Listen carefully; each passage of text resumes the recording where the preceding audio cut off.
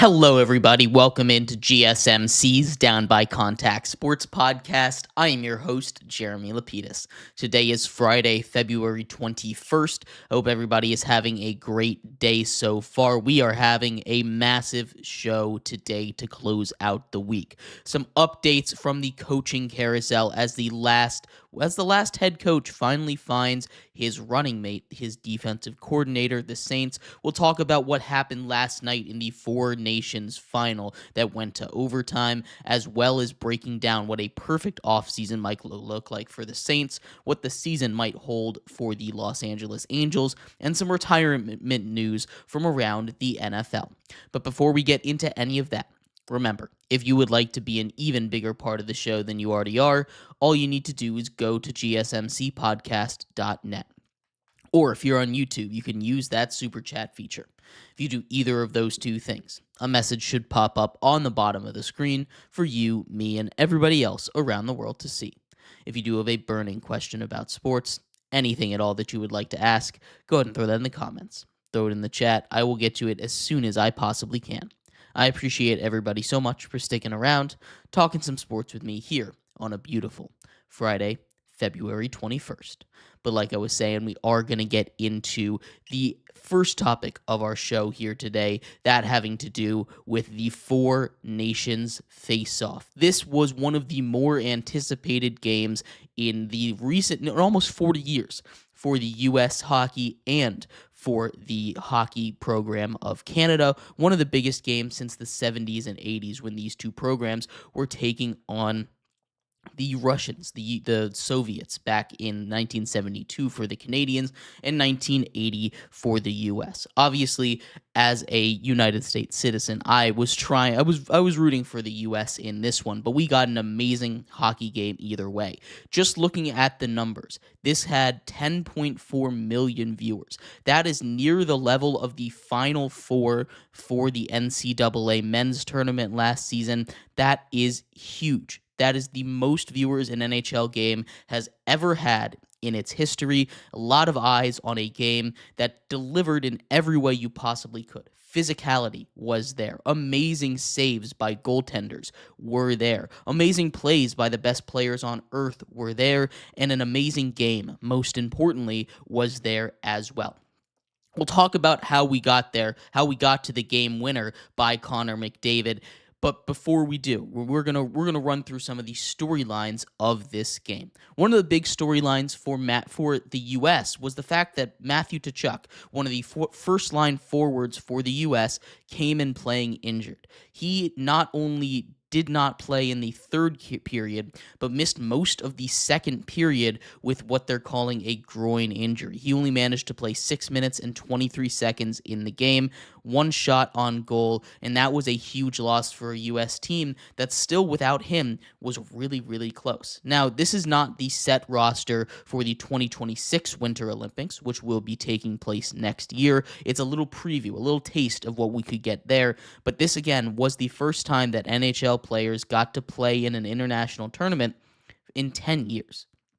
That is a really long time. Not since 2014 at the Sochi Winter Olympics were the NHL players given a break to go play in international tournaments, which is why this one was held, to give a taste of that, and it came out with everything. Now getting to the game.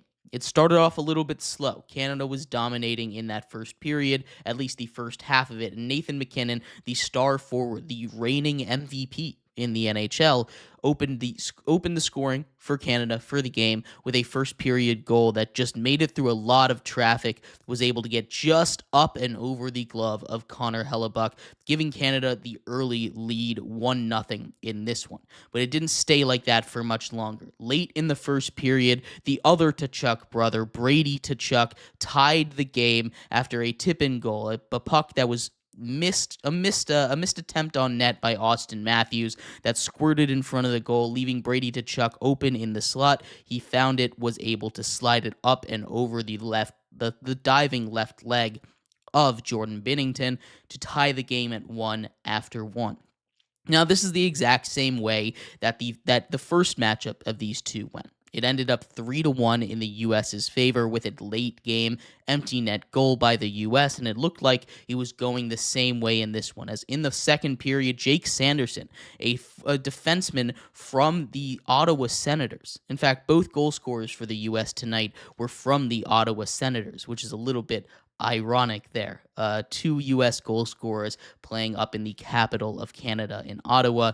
It's just a little fun fact over there. But Jake Sanderson gave the U.S. their first and only lead of the night with a nice little drive to the paint. Was able to pick up a puck after it just went right across the middle of the slot, right onto his stick, and he was able to pocket it home, giving them the only lead that they would have. In the second period, Jake Sanderson, a guy that was in there only because other players were injured. Jake Sanderson, who kind of was that last man in, last man up, only scored 5 goals all season for the Ottawa Senators so far, not really known for his goal-scoring prowess, was the only defender in the entire tournament for the U.S. to score a goal, gave them what could have been a huge game-winning goal. Unfortunately, just a couple of minutes later, Sam Bennett comes in off of a weird line change by Canada where the puck was kind of blocked. A pass down the right side boards to JT Miller was blocked, and Sam Bennett picked it up after coming into the game. A almost 6-man on the ice penalty, a little bit ticky-tacky there, but probably in a game as big as this one was not worth calling. Sam Bennett comes in, is able to pick it up and pocket it into the net right past Connor Hellebuck to tie the game at 2 in the second period. That's where we went to break. 2-2 in the second period. The third period was filled with chances for both sides. Canada started off strong. They were out there dominating. The U.S.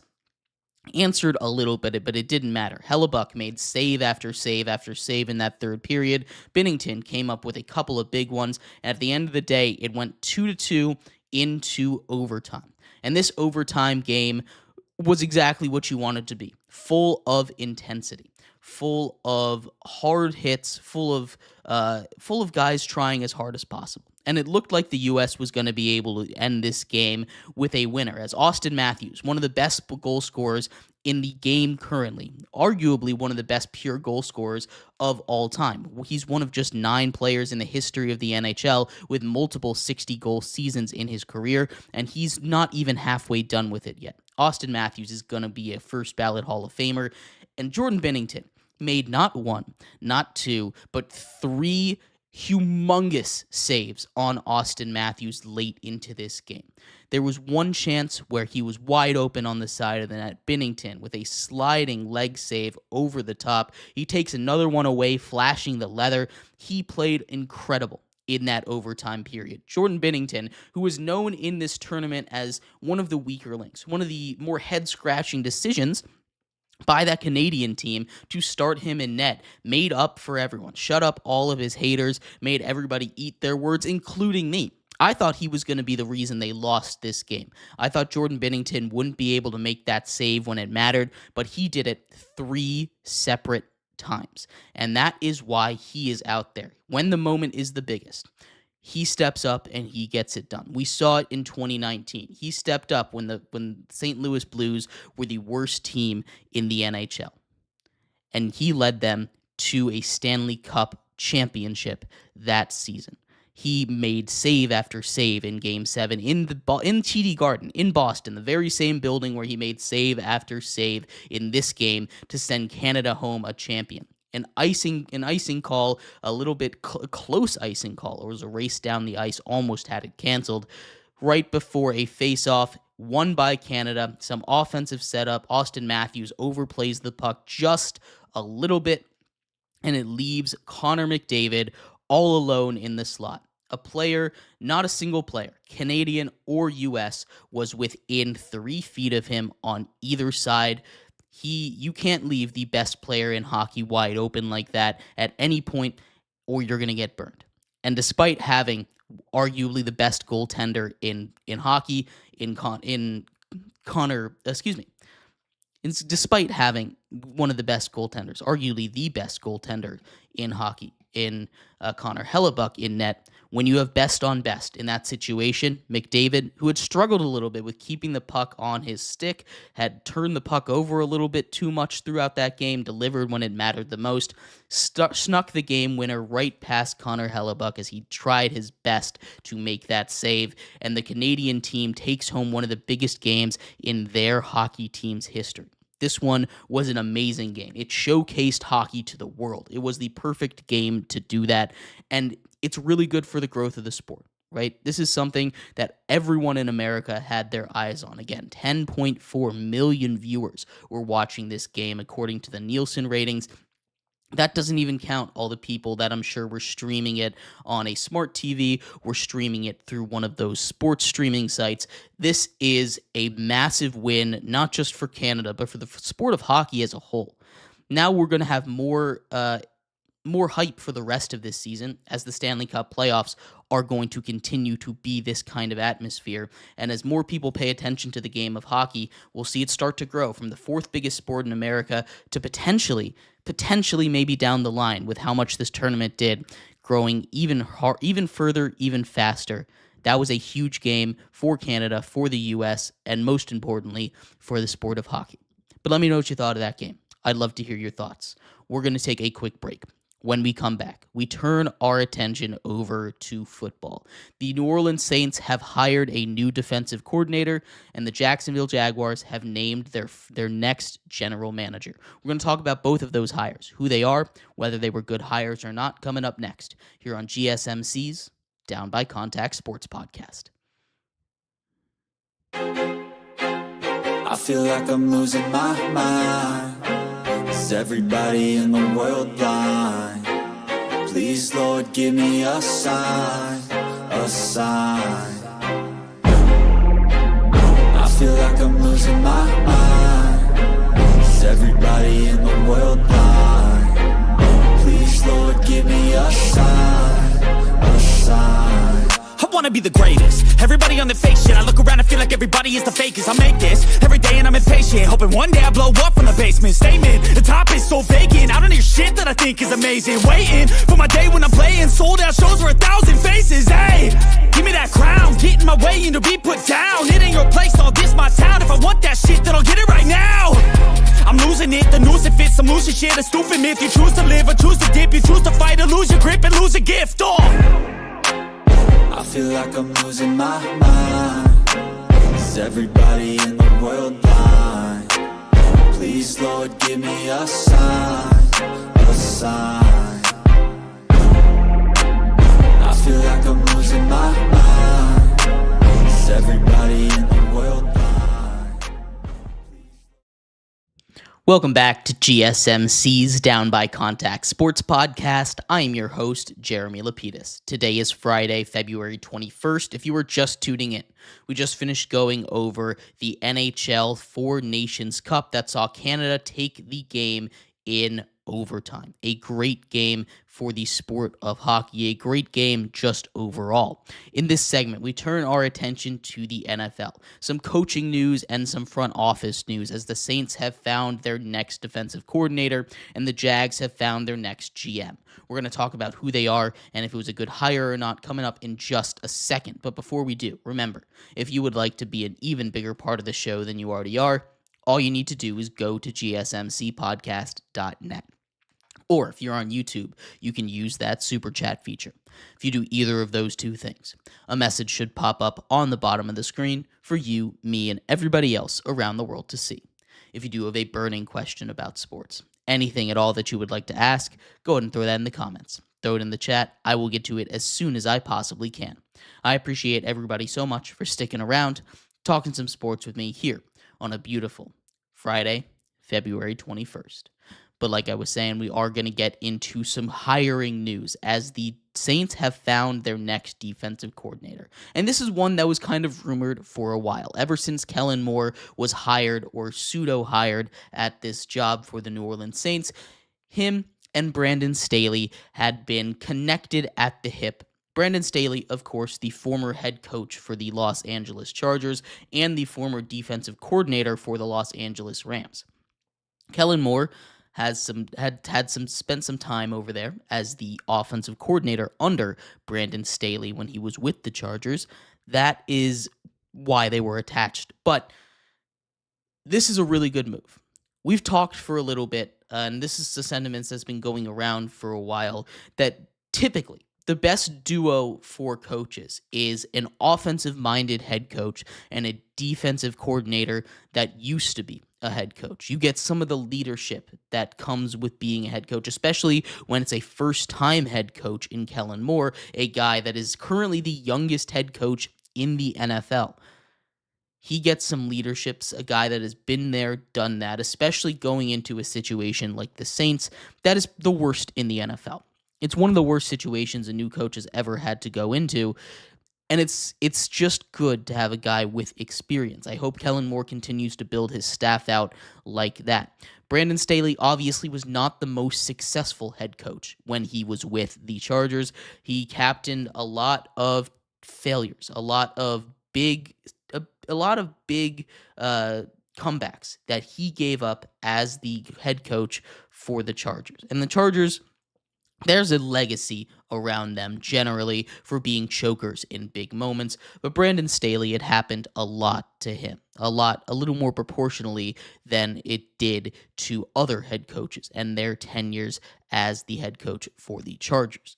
Now, Brandon Staley's going to come in, and he's going to continue to do what he did as the defensive coordinator for the Rams. Now, obviously he got a head coaching job off of that position. Every report out of that job when he was with the Rams said he was going to be a very good head coach, said that he was a very good defensive coordinator, obviously comes from a little bit of an offensive background as well.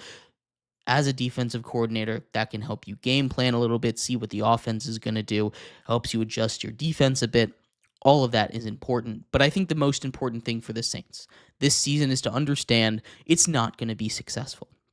If there's a Saints fan out there that expects the Saints to turn it around in one season, they're delusional. The Saints, as we'll go over actually in our next segment, have the worst cap space situation in the NFL, don't really have a future. It's not going to be an easy turnaround. That's why nobody wanted to take this job. But surrounding your new head coach in Kellen Moore with some guys that have experience, like Brandon Staley, hopefully they go and hire everybody else in the same kind of fashion, it should be really good for the Saints. The Saints need to hit the reset button, and getting a new head coach and an experienced defensive coordinator is the first step to doing that. But that's not the only move from around the NFL today. The Jaguars have found their next GM. Obviously, Trent Baalke was the previous GM for the Jacksonville Jaguars. He was going to stay on. Owner Shad Khan had said that it's not a good idea to completely blow up the organization, to do a whole organization overhaul. It's not good for the future. But when Trent Baalke scared off not just one, but their top two coaching candidates in Ben Johnson and Liam Cohen, they knew it was time to go. Liam Cohen came back basically on the turn that Trent Baalke was fired. They fired Trent Baalke. Liam Cohen comes back for negotiations after originally he had said he was going to return to the Tampa Bay Buccaneers. Now, obviously, they needed to find their GM. They go out and get James Gladstone. James Gladstone was the head of scouting for the Rams and also a personal assistant to the GM for the Rams, Les Snead, over 9 years.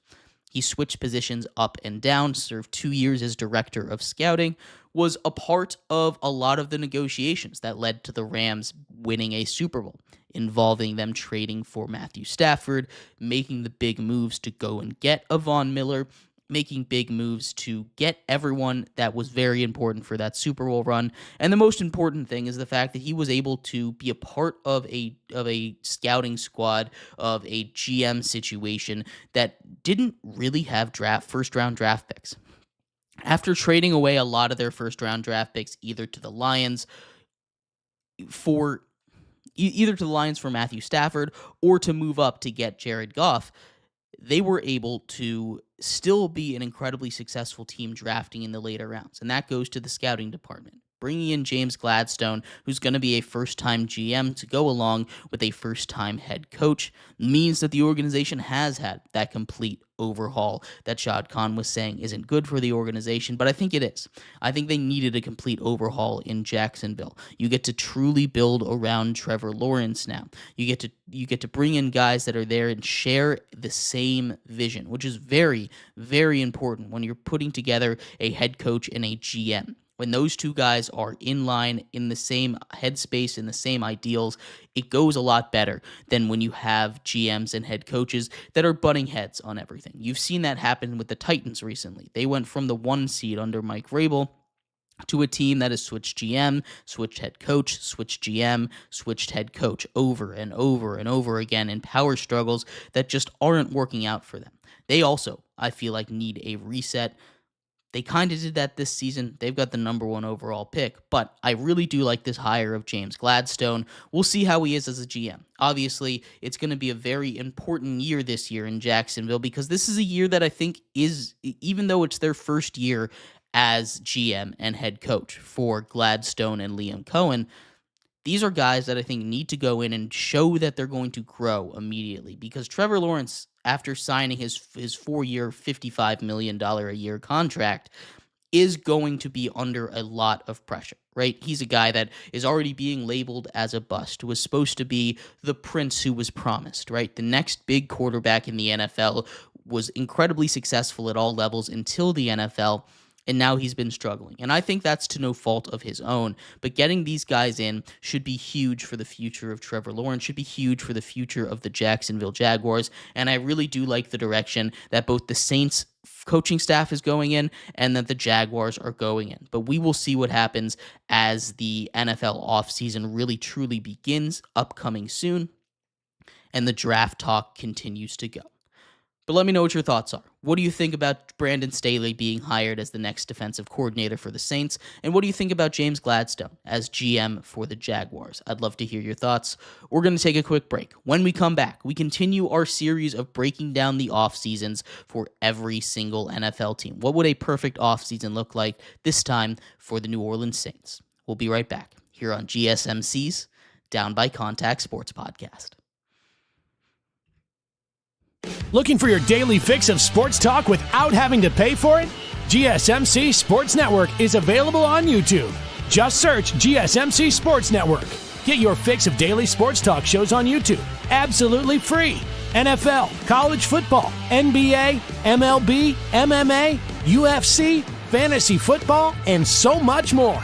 GSMC Sports Network has shows running all day long, with new sports shows starting every 2 hours. Just like on your favorite cable sports channel, except GSMC Sports Network is absolutely free. Just search GSMC Sports Network on YouTube to catch one of your new favorite shows, like the GSMC College Football Podcast, Chip Shot Football Podcast, Hoops and Heels Women's Sports Podcast, GSMC Basketball Podcast, and so many more. Check it out for yourself. GSMC Sports Network, now available on YouTube absolutely free. Search GSMC Sports Network on YouTube right now.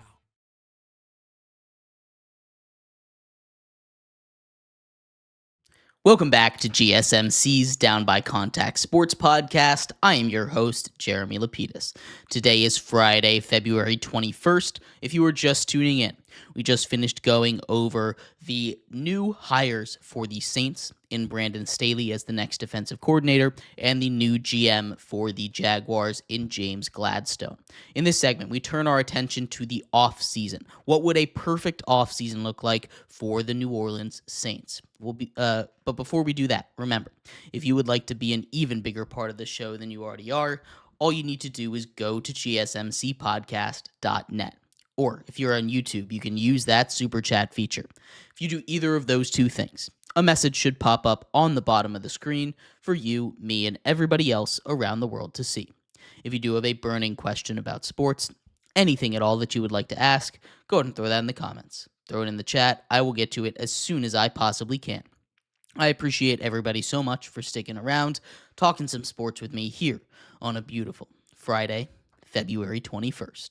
But like I was saying, we are going to get into a little bit of what a perfect offseason would be like for the Saints. And I think this segment is going to be a little bit different than the other ones we've done for the other 7 teams that we've done so far in this series, because the Saints, I feel, can't have a perfect offseason. And I hate to say that, because this is a Saints team that is just in such a bad situation that is really hard for them to get anything productive out of this offseason, right? They are currently about $50 million in the hole for cap space.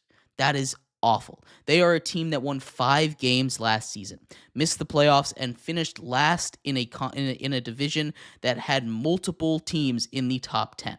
Them and the Carolina Panthers, right? This is not a good look for the Saints, and they need to hit the reset button. So this offseason, a perfect offseason for the Saints would be to clear the books as much as humanly possible. They've kicked the can down the road so far, dealing with Drew Brees when he was there, when Sean Payton was there. They kicked contracts so far down the road, it's finally time to pay the piper. That's why I've said all offseason during the coaching cycle that this is the worst coaching situation to get into. That's why multiple coaches, multiple possible head coach candidates said, I'm withdrawing my name from this cycle. We'll put it back in for next year's cycle, because the Saints' job is just not a good job. It's one that has very limited options for success. They've got so much money tied up in guys that aren't even playing for the team right now. It's just a big mess. $50 million in the hole. The Saints need to blow it up as quickly as possible. But let's take a look at some of their free agents. They've got 17 pending free agents and a bunch of guys that just kind of need to go.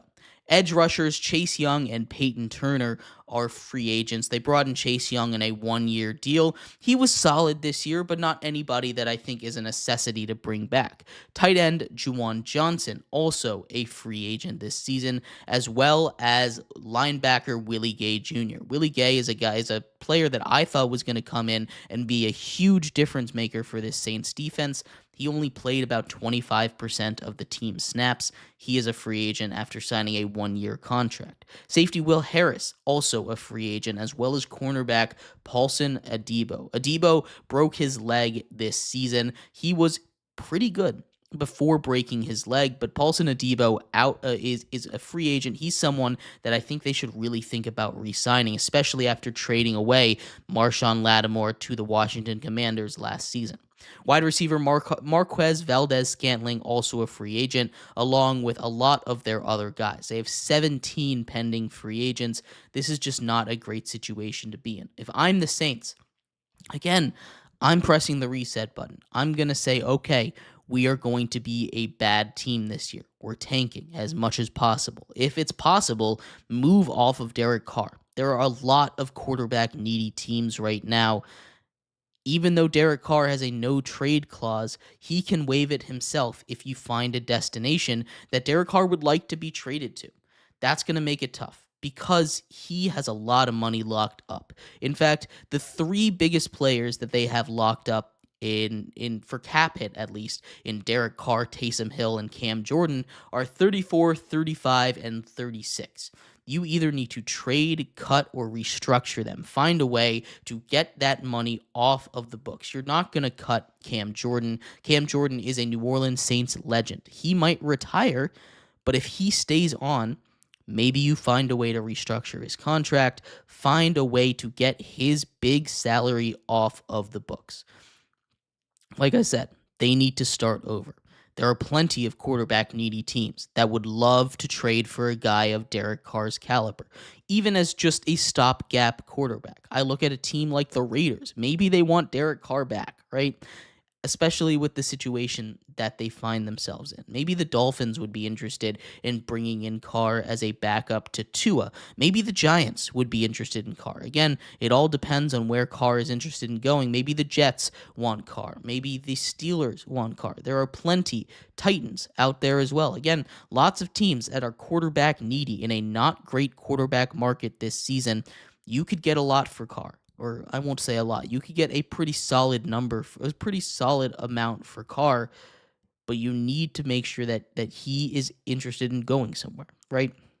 He's someone I want off the books. When I say hit the reset button this season, and that's the only way for them to really have the perfect offseason, I mean it. There aren't any free agents that I'm targeting for the New Orleans Saints. If you can get a couple guys for cheap, go out and get them. At pick 9 in the NFL draft, you just take best available. I'm looking at a guy like cornerback Will Johnson out of Michigan. Maybe you get one of the edge rushers if they fall to 9. Maybe if a wide receiver like Luther Burden is really high on their board, you take him at 9. Maybe you grab a tight end to replace Taysom Hill, a Taysom Hill-esque guy in Jalen Warren. If you want to get his contract off the books, find a way to get that and get a cheaper version of him.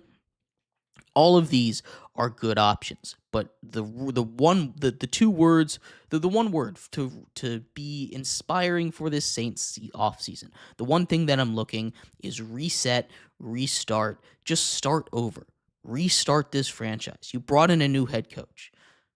That is a good start. They are in cap purgatory. They are not going anywhere. Negative $50 million in cap is really tough to even find yourself in, especially as we talked about yesterday, with the cap going up nearly $25 million this season.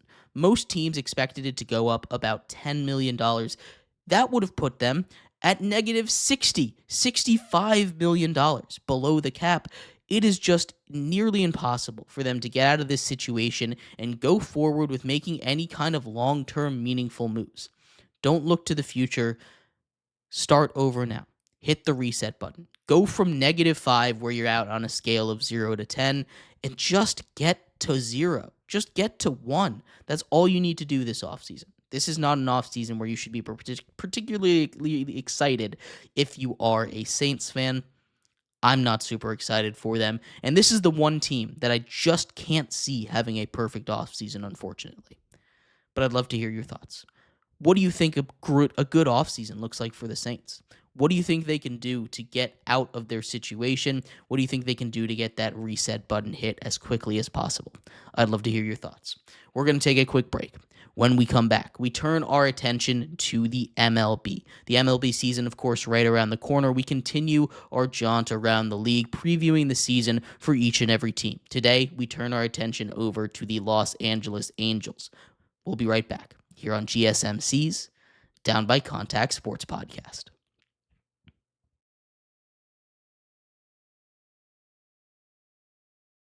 For the best and latest podcasts available anywhere, go to the podcast app on your cell phone and type in GSMC to access free content-rich podcasts on health and wellness, book reviews, sports, entertainment, relationships, social media, movies, technology, finance, and even weird news. Subscribe and download the GSMC Podcast Network's family of shows, available everywhere podcasts are found.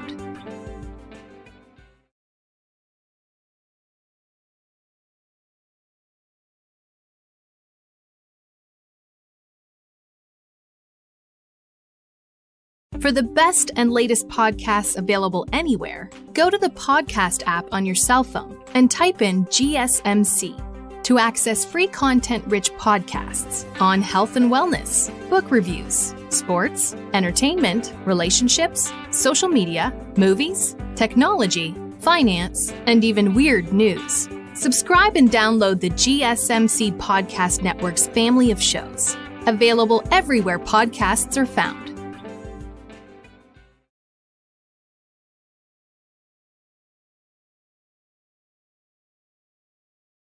Welcome back to GSMC's Down by Contact Sports Podcast. I am your host, Jeremy Lapidus. Today is Friday, February 21st, if you were just tuning in. We just finished going over what a perfect offseason might look like for the New Orleans Saints. In this segment, we turn our attention over to baseball. What is this season going to look like for the Los Angeles Angels? But before we do that, remember, if you would like to be an even bigger part of the show than you already are, all you need to do is go to gsmcpodcast.net. Or if you're on YouTube, you can use that super chat feature. If you do either of those two things, a message should pop up on the bottom of the screen for you, me, and everybody else around the world to see. If you do have a burning question about sports, anything at all that you would like to ask, go ahead and throw that in the comments. Throw it in the chat. I will get to it as soon as I possibly can. I appreciate everybody so much for sticking around, talking some sports with me here on a beautiful Friday, February 21st. But like I was saying, we are going to get into what this season outlook is for the Los Angeles Angels. The Angels come in off of yet another bad season, finishing 63-99.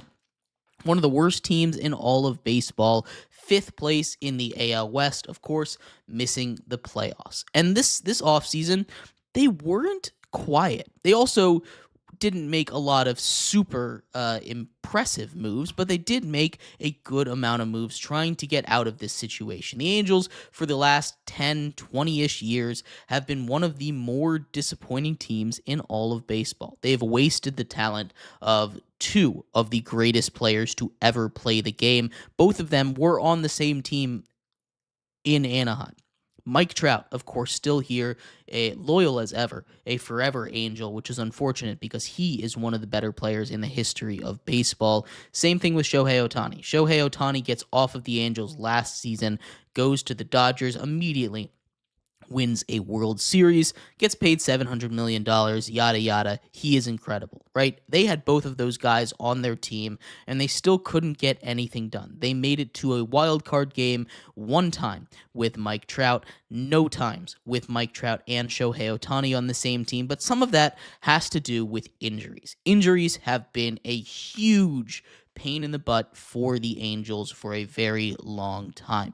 Mike Trout has been dealing with a lot of injuries over the last couple of years of his career. He's only played in a quarter of the Angels games over the last 5 seasons. It's not very good. He is, again, one of the best players in the history of baseball, but he's had a lot of trouble staying on the field. The other issue has been pitching. They've had these bats. They've had Mike Trout. They've had Shohei Ohtani, but they've never had pitching at the same time. When the bats are good, the pitching is bad. When the bats are bad, the pitching also bad a lot of times, but sometimes the pitching can be good in that situation. So they went out and they tried to fix a couple of those issues. They went out and they got one of the best closers of all time in Kenley Jansen on a 1-year, $10 million contract. He's coming off of a 27-save year for the Boston Red Sox last season. He's only 32 saves away from passing Lee Smith to be the third leader of all time for saves. He's currently 4th in MLB history for saves. He's just 32 away from passing Lee Smith. He's about 160 away from second place, so that's not really a real possibility, but third place is absolutely in the cards for Kenley Jansen, the active saves leader, although 5th place is also active in the MLB right now. That's something that could give the Angels a little bit of traction this season as Kenley Jansen chases to be the bronze medalist for saves in a career. They also bring in a couple of former White Sox. Infielder Yoan Moncada on a 1-year, $5 million year, who had a pretty solid season, albeit in a very limited sample size, just 12 games, a triple slash of 275, 356, 400, as well as Tim Anderson, who had a disastrous season in Miami. He got a minor league deal, but he's a guy that has played MVP caliber baseball in the past, not even that long ago. If you're able to bring him in and turn him around, which the Angels are really hoping that he can return to form, it's not necessarily a bad idea. They also brought in J.D. Davis to be on a minor league deal to be a bench bat to fix the pitching issues. They bring in Yusei Kikuchi, who had a pretty solid season last year for the Blue Jays and the Astros on a 3-year, $63 million deal. Kikuchi, who of course was traded midseason from the Jays to the Astros, Astros gave up a lot for him. He's a guy that I don't think is necessarily starting pitcher 1 material, which unfortunately he's going to have to be for this team. But he's a guy that if you have as your number 2 or number 3, you're pretty happy with. Infielder Kevin Newman in a 1-year, $2.75 million deal to shore up the infield, as well as veteran catcher Travis d'Arnaud on a 2-year, $12 million deal to be a backup catcher / bench bat. And another pitcher they brought in to be a back of rotation guy in Kyle Hendricks on a 1-year, $2.5 million deal. Hendricks coming off of a pretty bad season, but that if you can turn him around, he's got the stuff to be solid. They also were a little bit active in the trade market. They went out and got a really good power bat in Jorge Soler from the Braves for starting pitcher Griffin Canning. Now, knowing the Braves, this is going to work out really well for them, and Griffin Canning is going to turn into a really good pro. But Jorge Soler, solid bat if you just need a pure power guy. He's been up and down over the last couple years, but if he connects with one, it can go a long way. It wasn't all success and additions, though, for the Angels this season.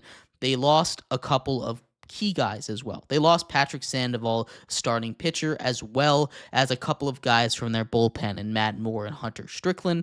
They lose a couple of outfielders, Jordan Adams, Kevin Pillar, as well as a utility man in Eric Wagaman and Brandon Drury, who had a whole thing around him being traded to the Angels a couple seasons ago, all leave in free agency. No one particularly that you're scared of leaving, but this isn't an offseason that really is super inspiring. A couple guys that can make a big difference if they're on a good team, but they're not really going to raise the floor for this Angels team unless you can have a Tim Anderson come back, which would be insane. It'd be really cool to see, though. The projected lineup for this team: Taylor Ward leading off in left field. He's really come up over the last couple seasons, as well as Luis Rengifo at second base. Mike Trout being moved to right field to protect him from some injuries, as he's kind of moved away from that center field position. You DH Jorge Soler in that cleanup batter spot, as well as at first base, Nolan Shanuel or J.D. Davis, depending on a lefty or a righty. You have your catchers at 6 with Logan O'Hoppe and Travis d'Arnaud, and Jan Moncada starting for them at third base, projected by Fangraphs, as well as Joe Adell in center, hitting 8th. And the real head-scratcher, the one that's either going to be a boom or a bust, at shortstop, Fangraphs projects Tim Anderson to be the opening day starter. That's going to be tough. I hope and I pray that Tim Anderson is a guy that can turn it around. But if he's unable to, and he is that black hole of a hitter that he was for Miami early season last year, it's just not going to go well. The Angels don't really have a lot to lose by giving him another shot, and on a minor league deal, they can still move him up and down, so it's not really a big deal. But as your starting shortstop, it doesn't inspire a lot of confidence. Of course, one of the big things with the Angels every year is the health of Anthony Rendon. Anthony Rendon, once again, is hurt and is going to miss a large amount of time this season. Since signing his contract, he has missed more games than he's played. He has barely played in 20% of his games. He is a guy that was playing at an MVP level when he won a World Series with the Washington Nationals last time he played a full season, but he's dealt with injuries throughout his whole career, not just with the Angels after he got his big contract, but with the Nationals beforehand.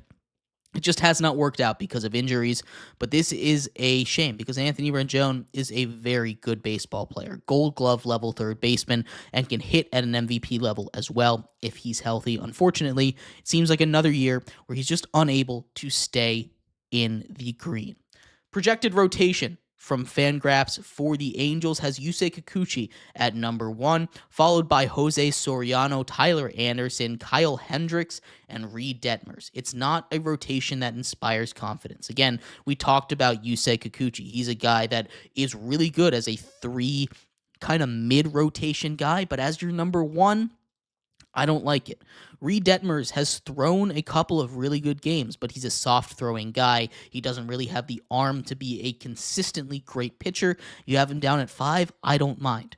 Kyle Hendricks at 4, I also don't mind. He's a guy that's going to get hit a lot, but if he can clean up some of his stuff, get with the coaching staff of the Angels, maybe he can figure something out and get back to form. Tyler Anderson and Jose Soriano at 2 and 3 again also don't really inspire a lot of confidence. This is not a rotation that I look at and I say, this is going to be a scary rotation to deal with. You've got a couple guys that every once in a while could turn it on and go 7, 8 shutout innings, but it's not something that you can rely on day in and day out when it's their turn to pick up the ball on the mound. The bullpen looks a little better, right? You have Kenley Jansen in there at your closer position, which immediately makes everything else just seem a lot better. Ben Joyce as your setup man, Brock Burke as your other setup in the 7th inning, but really the star of the show is going to be Kenley Jansen. If Kenley Jansen can, again, get those 32 saves, this is going to be a massive year for the Angels. That's a lot of saves to get, though, and I don't know if the Angels are going to be in that many save situations, but it's a long season. He had 27 last year with the Red Sox. We'll see what happens this year. The over-under for this team is set at 71.5. And last year, they won 63 games. So Vegas thinks they're going to have a pretty big step up. I think they're going to be a little bit better. Last year, they were dealing with a lot of injuries. Mike Trout started off the season red hot, missed a lot of the year. They're still dealing with some of those injuries. If Mike Trout can stay healthy all season long, which is a big if, and I really don't believe he can at this point, maybe they can hit that number. But because I don't think he can stay healthy, I just don't think the rest of this team has the firepower or the stuff on the pitching side to really get over that 70-win hump. I think they'll be better this season. I have them winning 67 games, missing the playoffs, going 67-95. But let me know what your thoughts are. I'd love to hear them. We're going to take a quick break. When we come back, we turn our attention over to some retirement news in the NFL. Zach Martin, one of the best guards in the history of the NFL, is going to be a first-ballot Hall of Famer when all is said and done, officially retires after him meeting with Jerry Jones and the Cowboys at 34 years old. We're going to talk about his career, as well as a couple guys that could join him this offseason as veterans to retire this year. We'll be right back here on GSMC's Down by Contact Sports Podcast.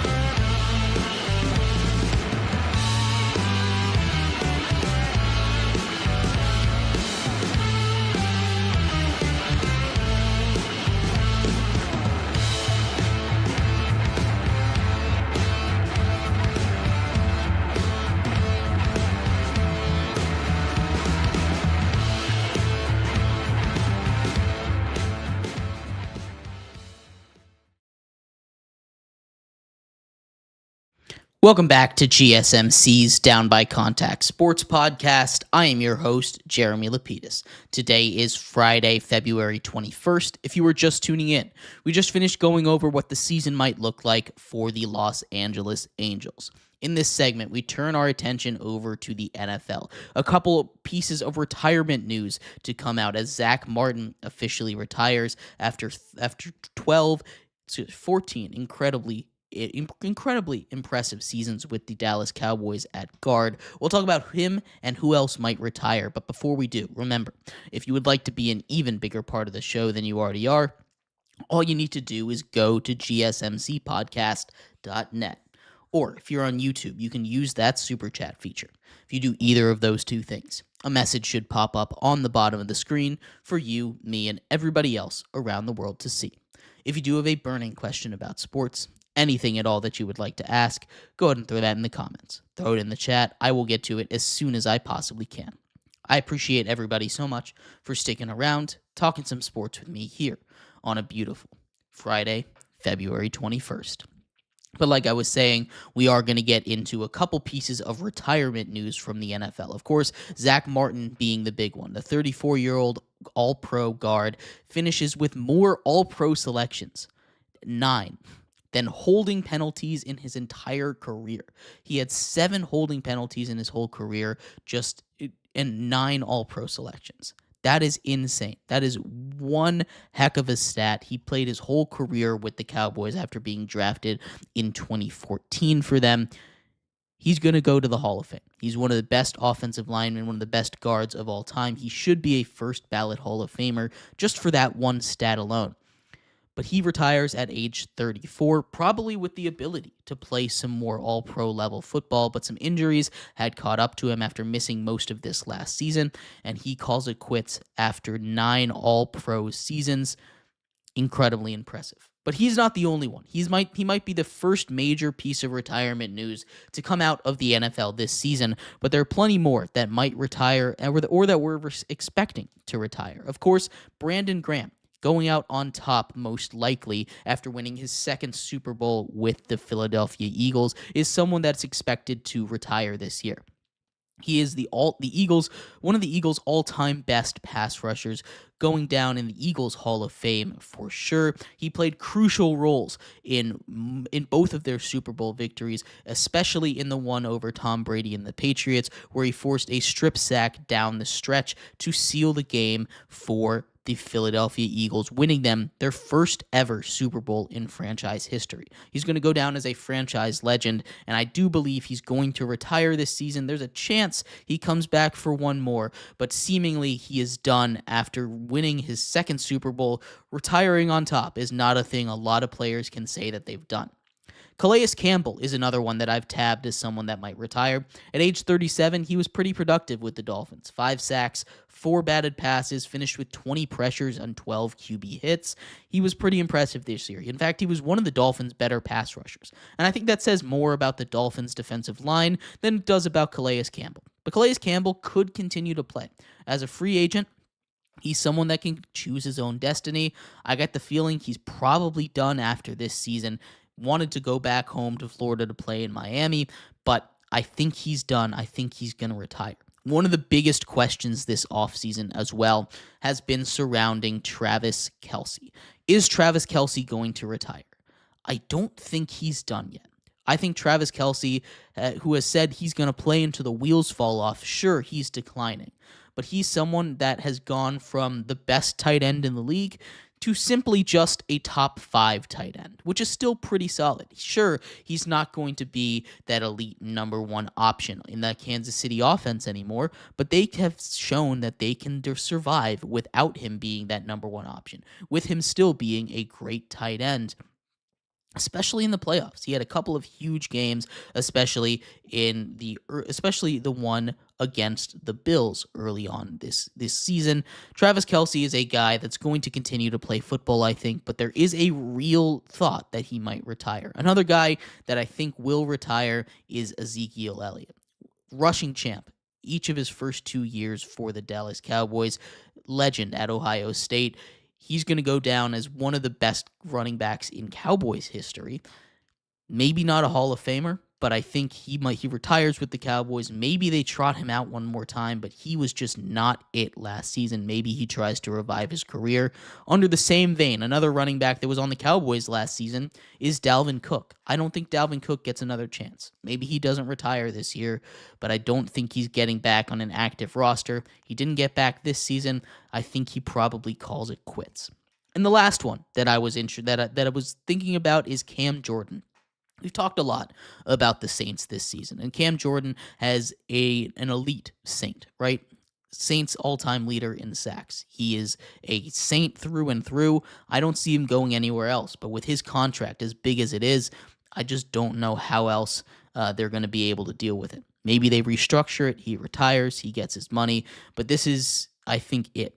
If he retires, it's the end of the era for the Saints, and I think that would be the perfect end of the chapter for what the Saints have gone through all throughout his career with Drew Brees and everyone else. He was drafted after the Super Bowl, but he's still been the quintessential Saint for a very, very long time, and I think he hangs it up this year. But I'd love to hear your thoughts.